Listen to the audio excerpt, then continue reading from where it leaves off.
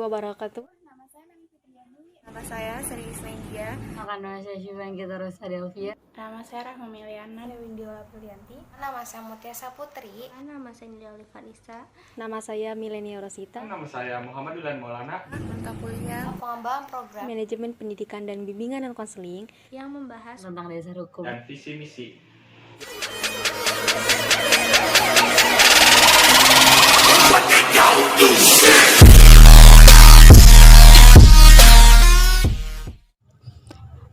Pertama-tama, saya akan menjelaskan tentang pengertian dasar hukum. Dalam penyelenggaraan bimbingan dan konseling, guru bimbingan dan konseling atau konselor sekolah hendaknya mempelajari, memahami, dan menerapkan landasan kinerja profesi yang berupa peraturan perundang-undangan yang berlaku. Peraturan perundang-undangan ini baik di tingkat pusat, daerah maupun satuan pendidikan. Dasar hukum ini menjadi landasan kenapa program bimbingan dan konseling di sekolah boleh diberlakukan atau program-program tersebut tidak melanggar hal-hal yang diatur dalam undang-undang. Landasan perundang-undangan itu berupa Undang-Undang Republik Indonesia Nomor 20 Tahun 2003 tentang Sistem Pendidikan Nasional, Undang-Undang Republik Indonesia Nomor 14 Tahun 2005 tentang Guru dan Dosen, Peraturan Pemerintah Republik Indonesia Nomor 19 Tahun 2005, Peraturan Pemerintah Republik Indonesia Nomor 74 Tahun 2008 tentang Guru. landasan perundang-undangan. Yang pertama adalah Permendiknas Nomor 27 Tahun 2008 tentang keberadaan konselor dalam sistem pendidikan nasional dinyatakan sebagai salah satu kualifikasi pendidik, sejajar dengan kualifikasi guru, dosen, pamong belajar, tutor, widya iswara, fasilitator, dan instruktur. Yang kedua adalah Permendiknas Nomor 8 Tahun 2009 tentang Program Pendidikan Profesi Guru Prajabatan.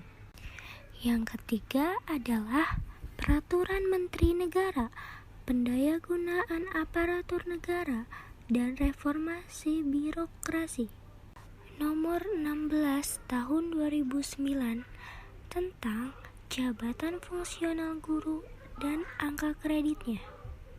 Yang keempat adalah Permendiknas Nomor 35 Tahun 2010 tentang petunjuk teknis pelaksanaan jabatan fungsional guru dan angka kreditnya. Yang kelima adalah Peraturan Menteri Pendidikan dan Kebudayaan Republik Indonesia Nomor 54, 64, dan 65 tentang standar proses pendidikan dasar dan menengah. Yang keenam adalah Peraturan Menteri Pendidikan dan Kebudayaan Republik Indonesia Nomor 160 Tahun 2014 tentang pemberlakuan kurikulum tahun 2006 dan kurikulum 2013. Nomor 7, Peraturan Menteri Pendidikan dan Kebudayaan Republik Indonesia Nomor 62, 63, dan 64 Tahun 2014 tentang kegiatan pendidikan kepramukaan sebagai kegiatan ekstrakurikuler wajib pada pendidikan dasar dan pendidikan menengah. Kedelapan adalah Peraturan Menteri Pendidikan dan Kebudayaan Nomor 111 Tahun 2014 tentang bimbingan dan konseling pada pendidikan dasar dan pendidikan menengah. Nomor 9, Peraturan Menteri Pendidikan dan Kebudayaan Nomor 5 Tahun 2015 tentang kriteria kelulusan peserta didik, penyelenggaraan ujian nasional, dan penyelenggaraan ujian sekolah atau madrasah atau pendidikan kesetaraan pada SMP atau MTS atau yang sederajat dan SMA, atau MA, atau SMK, atau yang sederajat. 10.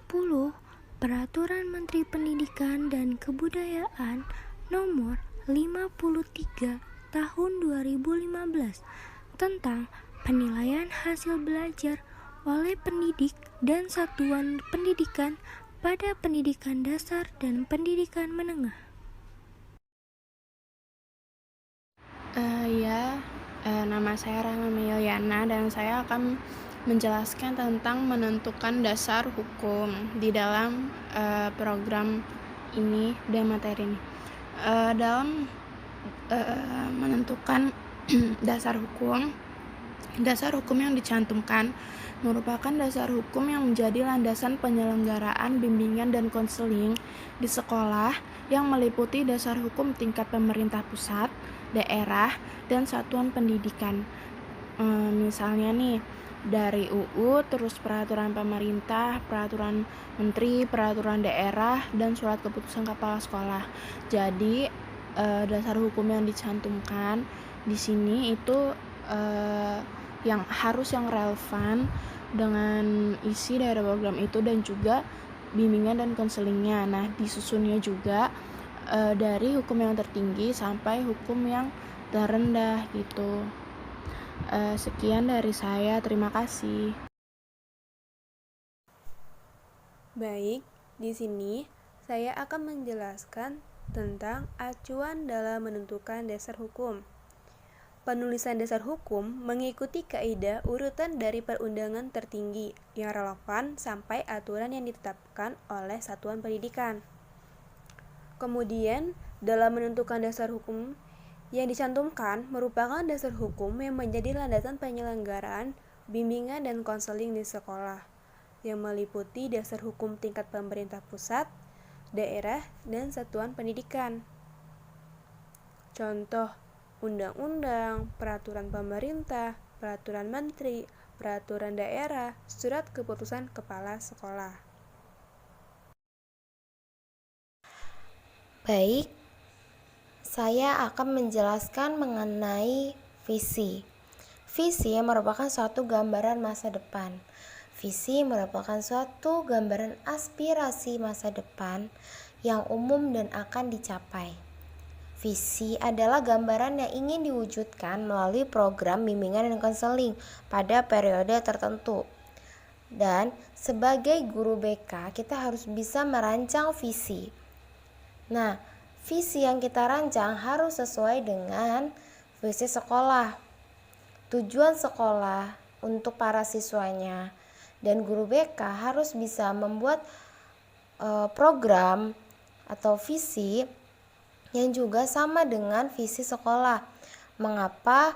Agar tercapainya tujuan bersama dan juga siswa dapat berkembang secara optimal sehingga terwujudlah apa yang menjadi capaian kita, apa yang menjadi tujuan kita, dan apa yang menjadi keinginan kita bersama.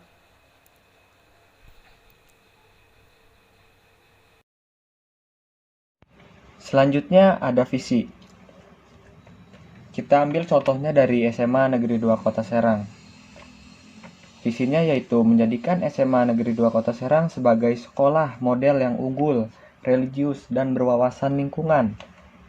SMA 2 ini berbasis spiritual, yang dimana melatih anak menjadi soleh dan solehah, yang dimana juga mereka adalah anak-anak harapan bangsa yang akan menggantikan generasi kita.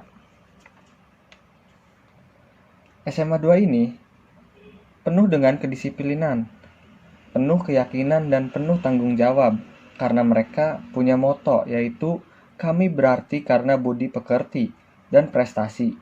Di SMA 2 juga memiliki budaya, yaitu budaya bersih, budaya saling menyapa, dan juga budaya saling mendoakan. Di SMA 2 Kota Serang ini sudah lama menerapkan pola pendidikan seperti itu. Hal ini sesuai dengan visi yang diusung oleh SMA 2 Kota Serang, yakni menjadikan SMA 2 Kota Serang sebagai sekolah model yang unggul, religius, dan berwawasan lingkungan.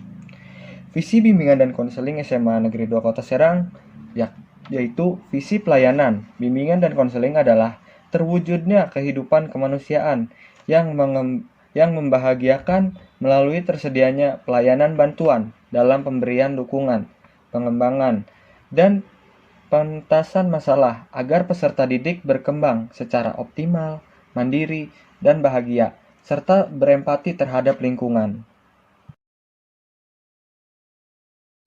Baik, di sini saya akan menjelaskan mengenai pengertian dari misi.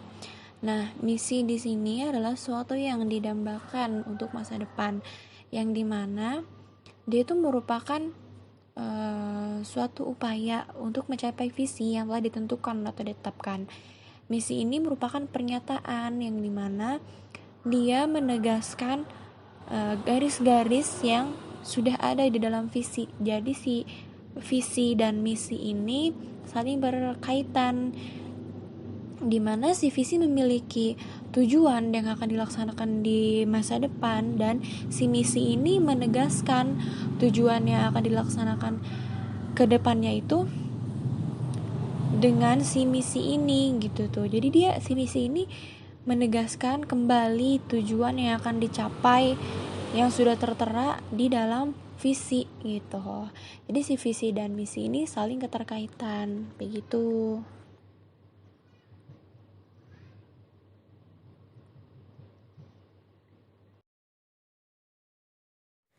Selanjutnya, contoh misi.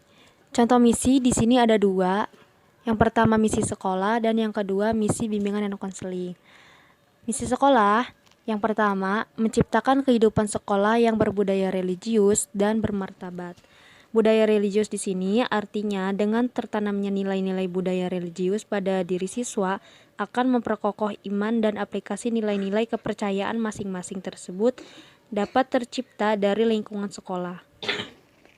Kemudian yang kedua, mengembangkan pembelajaran aktif, inovatif, kreatif, efektif, dan menyenangkan untuk mengembangkan potensi peserta didik secara optimal. Maksudnya adalah suatu pembelajaran di mana terjadi hubungan komunikatif antara semua komponen pembelajaran sehingga mampu menanggapi suatu permasalahan yang terjadi serta mampu mencurahkan perhatiannya untuk belajar secara optimal.